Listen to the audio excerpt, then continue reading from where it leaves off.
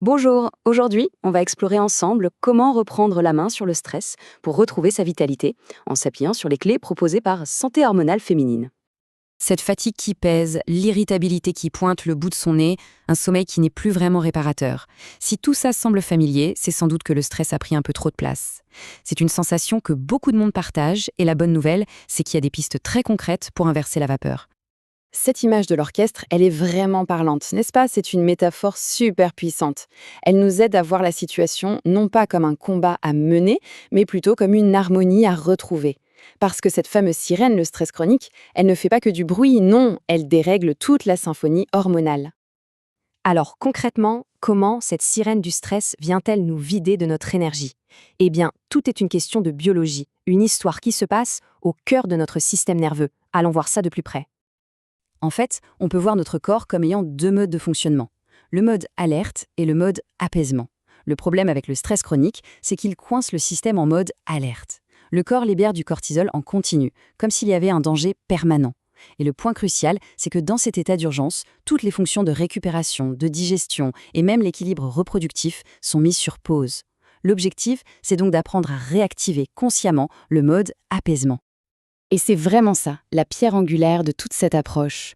Il ne s'agit pas juste de gérer son stress en surface, non. L'idée, c'est d'envoyer un vrai message de sécurité au corps. En calmant le système nerveux, on permet à notre orchestre intérieur de se réaccorder et de retrouver sa belle harmonie. Bon, maintenant qu'on a vu la théorie, passons à la pratique.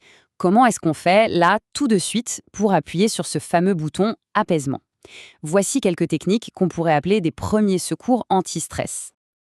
La respiration, c'est un peu la télécommande de notre système nerveux. C'est incroyable, mais vrai. Et la petite astuce, le secret, c'est l'expiration. Il faut qu'elle soit plus longue que l'inspiration. C'est ce signal très précis qui va dire au corps, OK, tu vas bien, tu peux te détendre. C'est un exercice hyper simple qu'on peut faire n'importe où et l'effet est quasi immédiat. Ah, celui-là, il est redoutablement efficace quand le mental s'emballe et que les pensées tournent en boucle. En fait, cet exercice force le cerveau à lâcher les pensées anxieuses pour se reconnecter à la réalité, ici et maintenant, à travers les sens. C'est un excellent moyen de court-circuiter une spirale de stress. Et voilà comment on peut combiner ces deux outils pour en faire un petit rituel super efficace. En 3 minutes chrono, on se crée une micro-pause qui vient casser le cycle du stress. Le fait de répéter ce petit rituel, ça construit petit à petit une sorte de filet de sécurité intérieur. Plus on le fait, plus il devient solide. Très bien, les premiers secours, c'est fait. Mais pour une résilience qui dure, il faut construire des fondations solides. Alors maintenant, on va s'intéresser aux habitudes de fond, celles qui vont nourrir l'énergie sur le long terme. Le sommeil, ce n'est vraiment pas une perte de temps. C'est le moment où le corps appuie sur reset. Il se répare, il se rééquilibre. Un petit rituel avant de dormir, même tout simple, ça envoie un signal clair au corps qu'il est temps de ralentir. Protéger son sommeil, c'est sans doute l'un des meilleurs investissements pour sa vitalité. Ici, le mot d'ordre, ce n'est pas la restriction, mais la stabilité. Des repas bien équilibrés, ça permet d'éviter les montagnes russes de la glycémie, qui sont en elles-mêmes une source de stress pour le corps et qui peuvent vraiment accentuer la fatigue. Il faut voir l'alimentation comme un carburant de qualité plutôt que comme un régime.